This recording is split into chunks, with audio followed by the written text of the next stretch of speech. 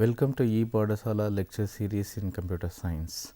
As part of this program, we are going to deal with algorithm study now. The learning objectives are to understand the needs of the algorithms, to understand the role of algorithms in computer science, to know the characteristics of an algorithms. We are also going to talk about the kinds of problems that are encountered in computer science domain, and we are also going to deal with the study of the efficiency of an algorithms. Computers have become an integral part of our life. Without computers, we cannot survive. We use computers for variety of applications. We use various word processing softwares to type documents. So, we use computers as part of desktop publishing. We use computers for calculations. We also use this as a tool of calculator, diary. We draw many various diagrams. We use softwares like painting, and we browse the net using computers.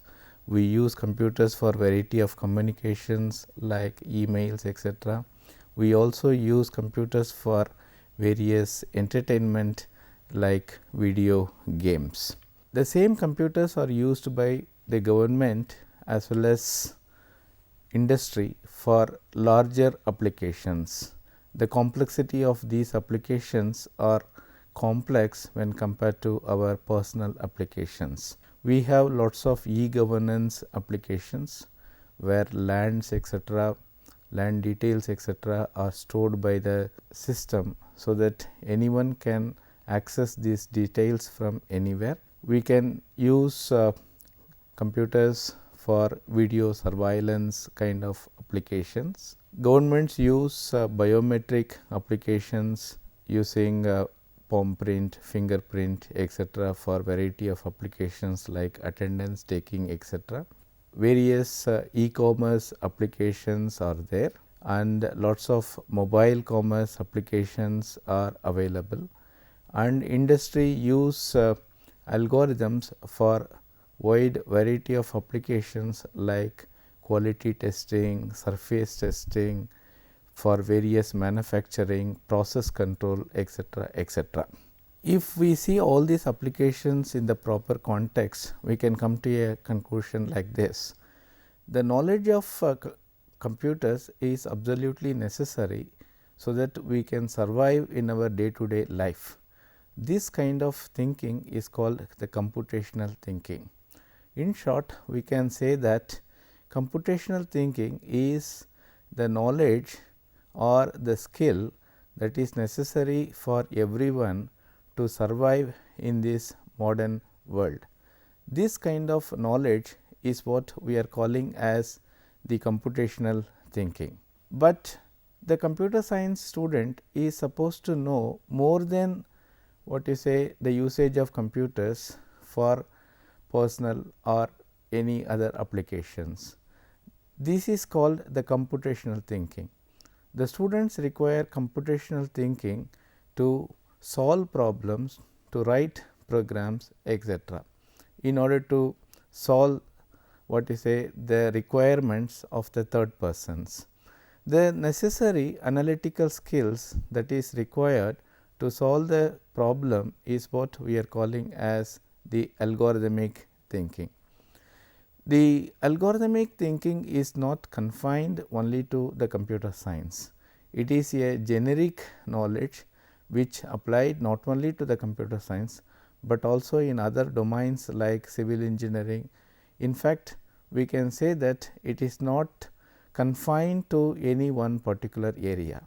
In short, what we are saying is that the algorithmic thinking is the kind of skill set that is necessary by the student to solve the given problems.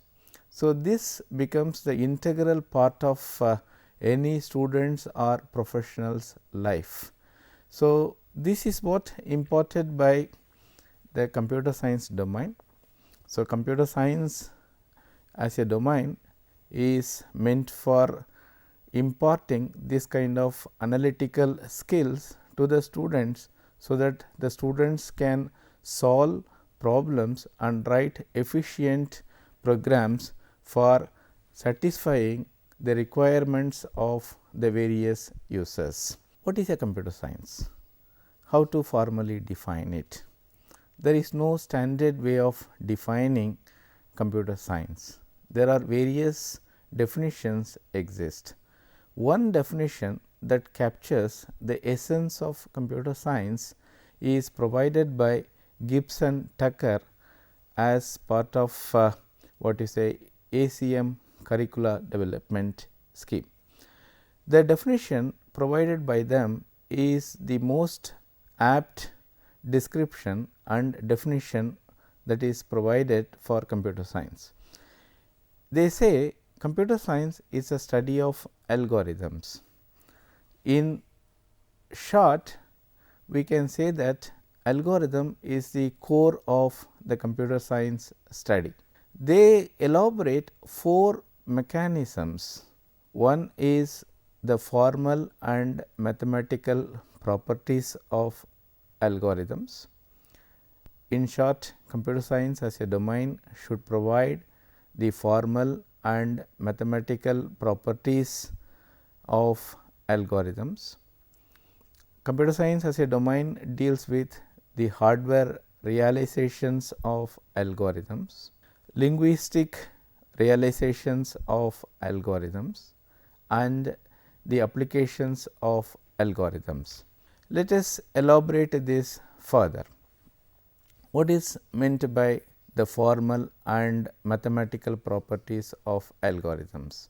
This means the studies about the various aspects like this: algorithm correctness, that is how to prove that a given algorithm is right; algorithm design, for a given problem how to design an algorithm; and algorithm analysis, given an algorithm how to analyze those algorithm in terms of space as well as time.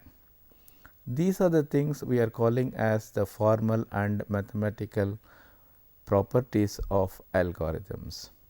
The second aspect said by them is the hardware realizations of algorithms.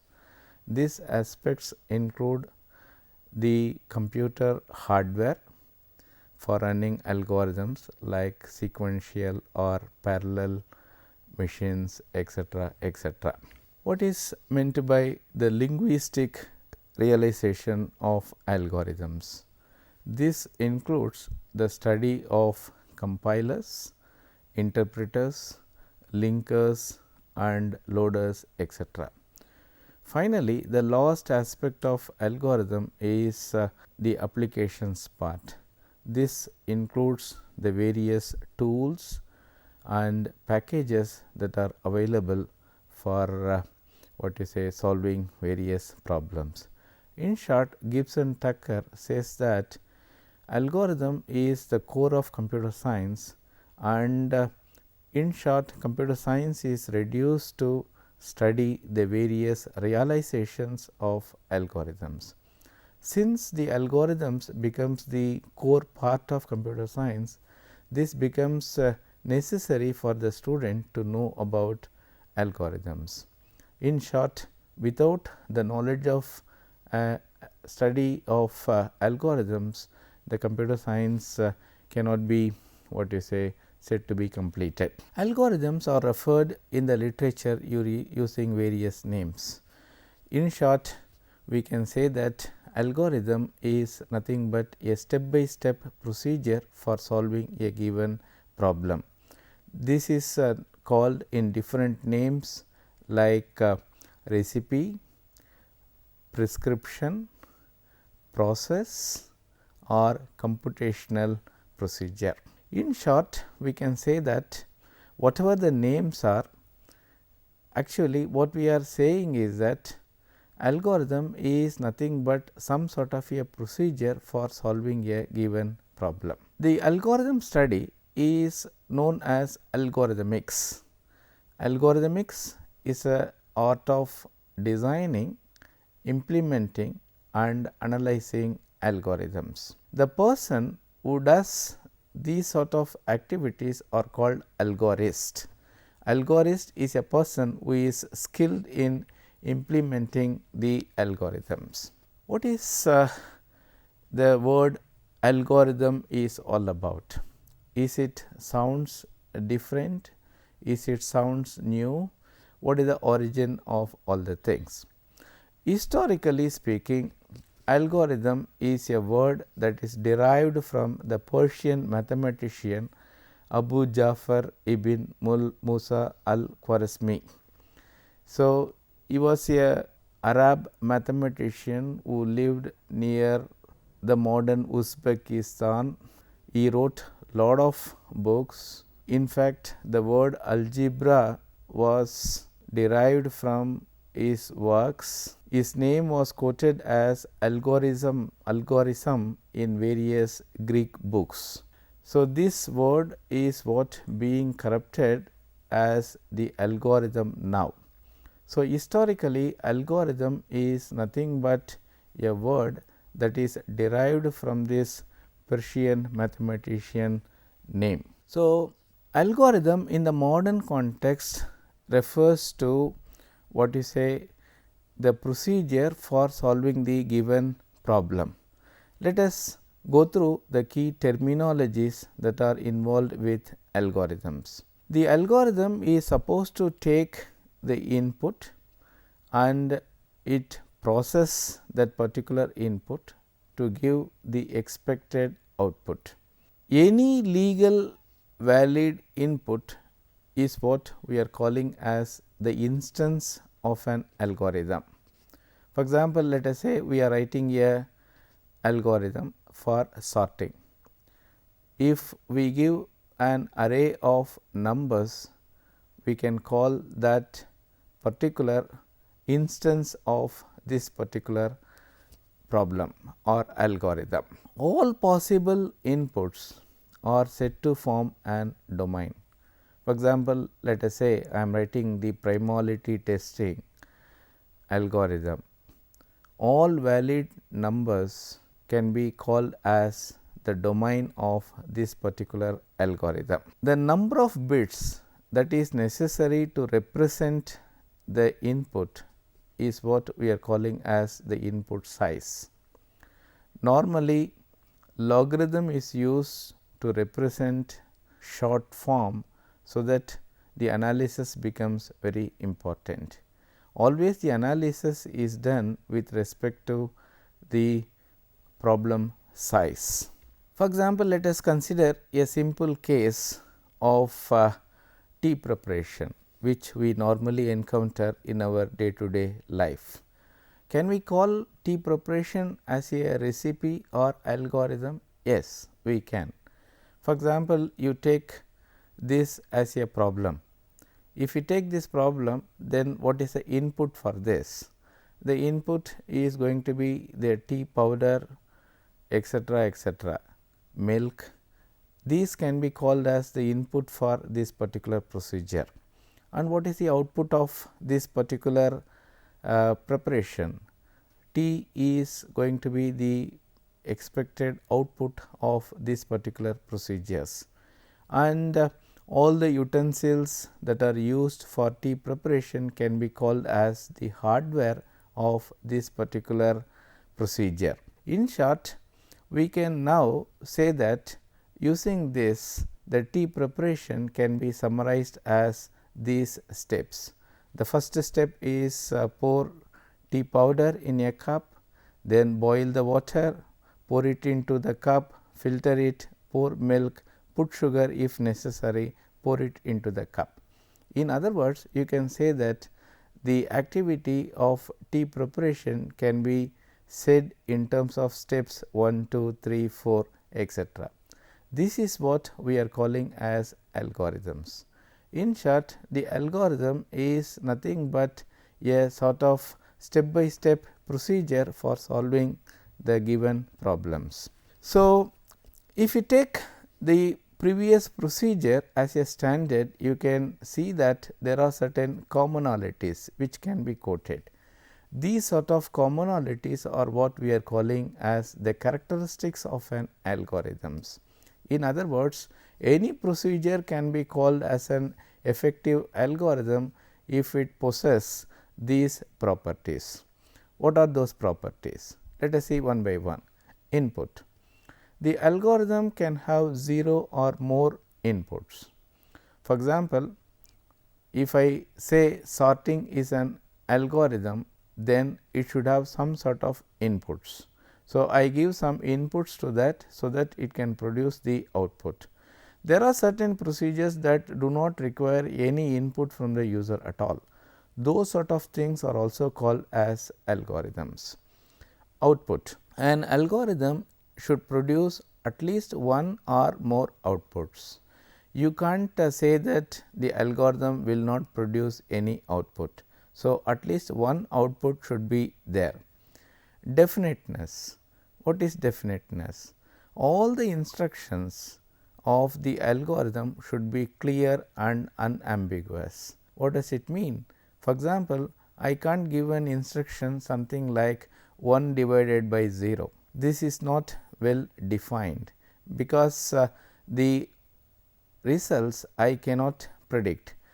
So, in other words, the instructions which I give as part of my algorithm should be very clear and unambiguous, and all the instructions that I provide should be unique, and order is very important. For example, if I change the order of the instructions, then I will not get the expected output. So, in other words, the order is more sacrosanct in algorithms. Correctness. Correctness is the first major requirement of any algorithm. Algorithms are supposed to produce the expected output. The output should be as expected. If it is not so, there is no purpose of writing this algorithm. So, correctness is the primary necessity of any algorithms. Then effectiveness. By this we mean that the programmer or any user should be able to trace the steps of the algorithm using paper and pencil. Traceability is one important aspect of algorithms. And finally, the finiteness. Algorithm is supposed to have the finite number of instructions. It can be large, but nevertheless it should be finite, and the algorithms are supposed to terminate. So, termination is also one of the major requirements of an algorithms. These are the additional necessary characteristics of an algorithms. Simplicity.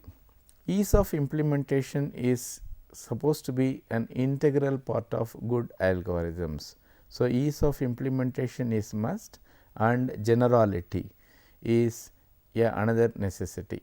What is generality? Generality means the algorithm should be generic and it should not be specific to certain instances. In other words, say for example, if I want to add two numbers 5 plus 3, it is better if I write an algorithm that can add any given two numbers rather than specific instances like 4 or 5. So, that is what we mean by generality. In short, these are the necessary characteristics of an algorithms: input, output, definiteness, then finiteness, then we should have some sort of correctness, effectiveness, and we should have simplicity and generality. Once the algorithms are developed, then it is converted to the program and it is implemented. So, we can compare the algorithm to the blueprint of how the problem should be solved, and we can say that program is the implementational aspect of algorithms. So, we can say that the program is an algorithm in actions. We can compare this scenario with respect to what you say a bridge constructions or a dam constructions. So, you require lot of planning. So, you require all sorts of activities should be noted down as steps, and all the things are, we can say that the algorithmic aspect of dam constructions, and the implementation part, that is the actual construction, can be what you say said as the programming aspect of the dam constructions. So, we encounter lot of problems in computer science for which these algorithms are what you say necessary. So, these problems are called computational problems. So, any problem that can be solved by the computers are called the computational problems. So, there are two aspects of computational problems. Number one is the formalization of inputs and the characterization of the relationship between the input and output should be there. So, if these two properties are adhered to, then we can say that it is a computational problems, and for these sort of problems what you say the algorithms are what you say are possible. Computers cannot solve non-computational problems. What is a non-computational problem? Any problem that cannot be solved by the computer is called the non-computational problems. A good example of non-computational problem is opinion giving or emotions. For example, I can ask a computer to multiply two long integers, it can solve it in a fraction of a second. I can also do face recognition using computers with little bit difficulty, but I can never write a program so that the computers can offer opinions, for example, about the Indian literature or Tamil classics. We cannot do that. So, similarly, the computers cannot understand the emotional aspects of the users. These are problems that are called non-computational problems. In algorithm study, we take only the computational problems as the main core, and we are trying to solve it as part of this. So, first let us classify the computational problems we encounter in computer science. The types of problems can be like this: structuring problems. So, we can say that these problems bother more about how to structure the given input for certain requirements. For example, sorting can be said as a structural problem. So, algorithm study deals a lot with these sort of problems, and search problems. So, these problems involve searching for a particular target. So, this can be ranging from a simple linear search where you have a given array, you have a target where you are trying to search for that particular target, or it can be in the context of a game where you are searching for a particular target configurations like in puzzles, etc. Algorithm study do involve lots of problems that are categorized as search problems. Construction problems, where you are trying to construct the solutions in a step by step fashion based on certain requirements. Decision problems, the problems whose output is yes or no based on certain requirements. And finally, what you say the optimization problems, where you have an objective function, you have certain constraints, and based on the constraints you are trying to maximize or minimize the objective functions. Let us take one simple example of how the algorithms are being written. For example, you take this particular case where you have a tuition center, you have some 5 students, they have obtained certain marks, etc.